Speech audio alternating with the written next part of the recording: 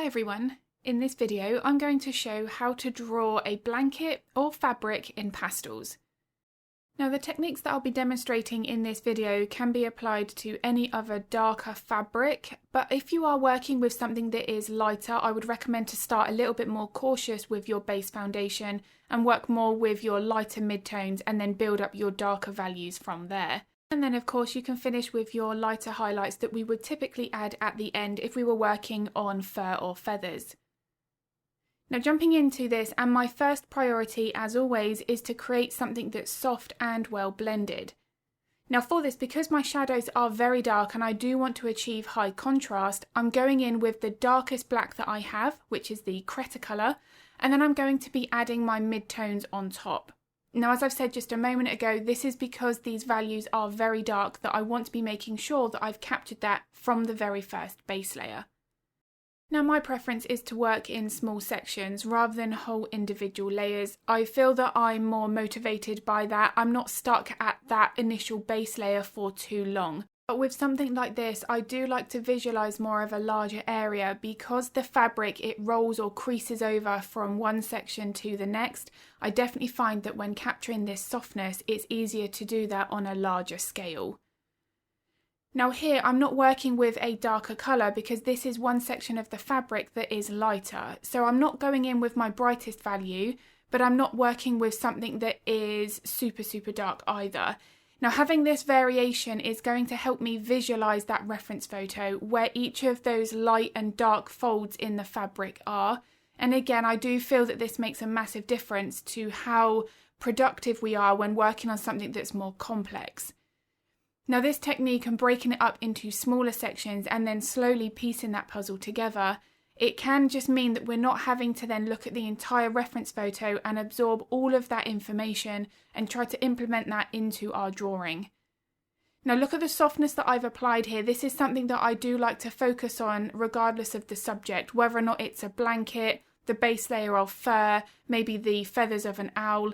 Something here where I've got that degree of blend and softness, I personally feel makes a massive difference to the level of realism that's achieved.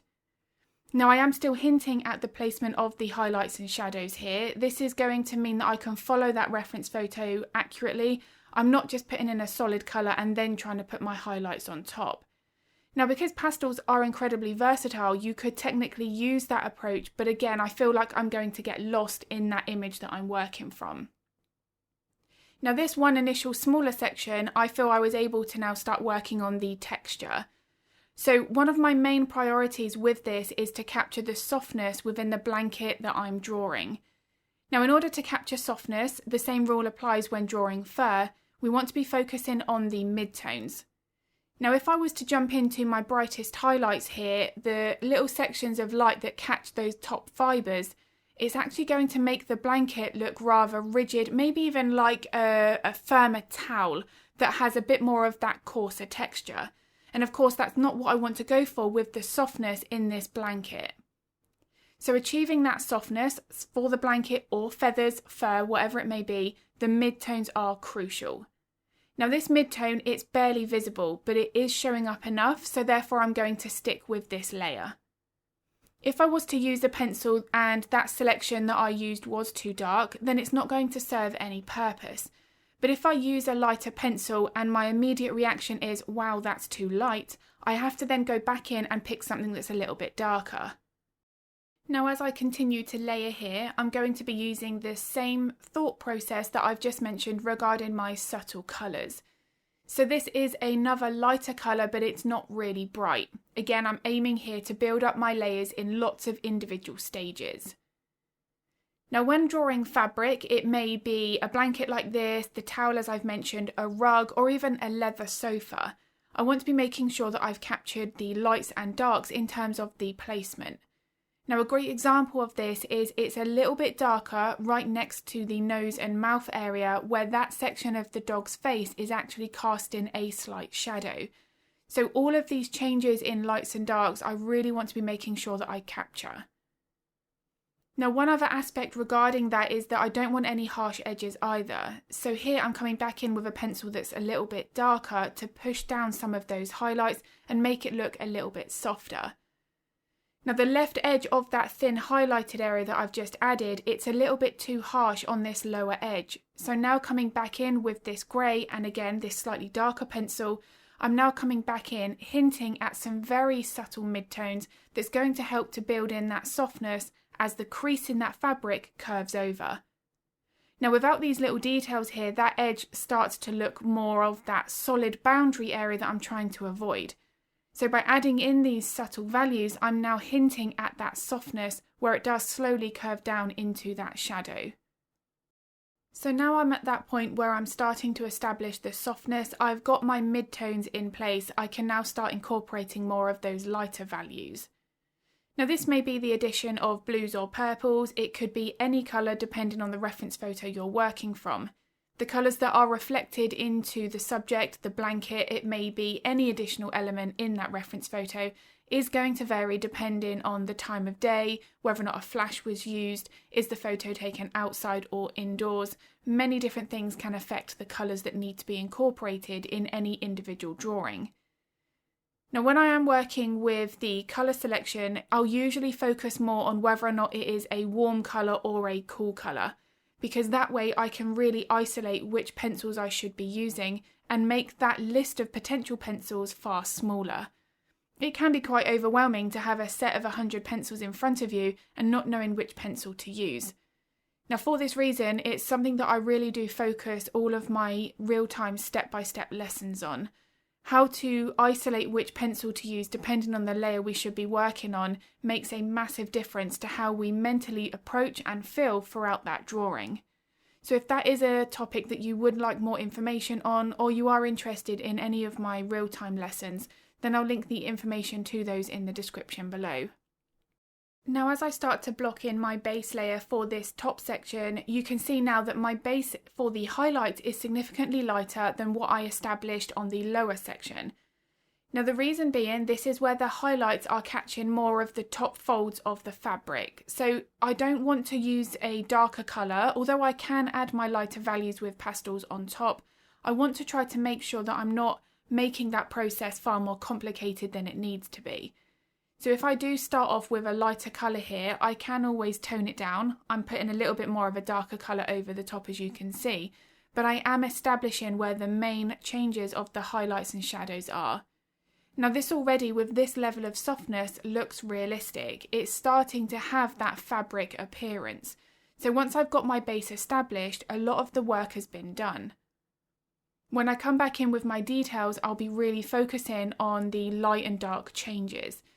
Now if at any point in this layering process I feel like my pencils aren't showing up but they should be, then that's an indication that the base layer isn't dark enough. Now by darkening my base layer, I'm going to add so much additional depth because the contrast will be increased. If the dark values here were not as dark as they needed to be, then this fabric's going to look very, very flat.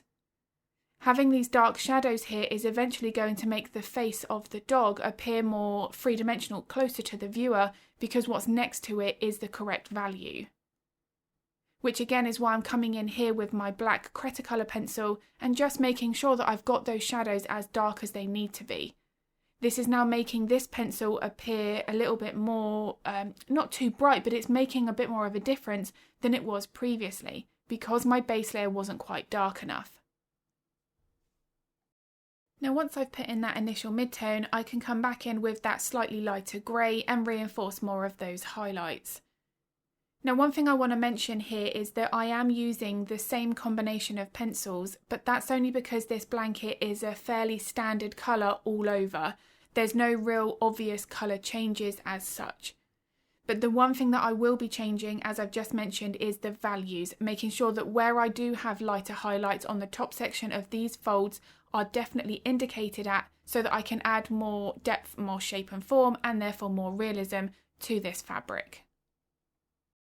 Now one other thing that I love about using pastels is the ability to use, for example here, a white pastel pencil, but adjust the pressure so that I can get a different version of that colour. Now what I mean by that is, let's say I was drawing a blue blanket and I wanted to put in some highlights and I used my white pencil. With light pressure it would mix in, just pick up a little bit of the top layer of blue, mix in with that and then give me a lighter blue for those highlights.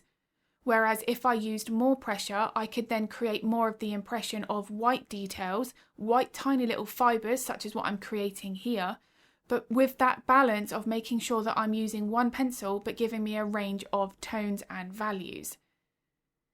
Now, when I am wanting to capture a very bright highlight, for example, if this fabric was white and a lot of this was more overexposed, then I would be using my white pastel pencil first so that I know I've got that layer as light as it possibly can be, and then I can darken it up in stages when I need to. But having the white in first is going to make sure that that contrast is as sharp as it can be. A bright highlight in the eye is always going to look brighter if the white pastel is put down first and then darken later if needed. But having that white in initially is certainly going to make a big difference. But with a dark blanket like this, it's really important to make sure that those layers underneath are dark enough. So I do hope this video has been useful. If it was, I'd be very grateful if you could give it a like and a thumbs up. It makes a huge difference to my channel. I also upload a couple of videos to YouTube every week, so if you would like to get notified of that content, then don't forget to hit the subscribe and the bell button. If you have any art related questions, feel free to pop them in the comments below because I'm more than happy to help if I can. And if you are interested in any of my step-by-step lessons, including this Italian Greyhound, then I'll link all of the information to those in the description below. I'm going to be uploading another video next week, but as always, thank you so much for watching.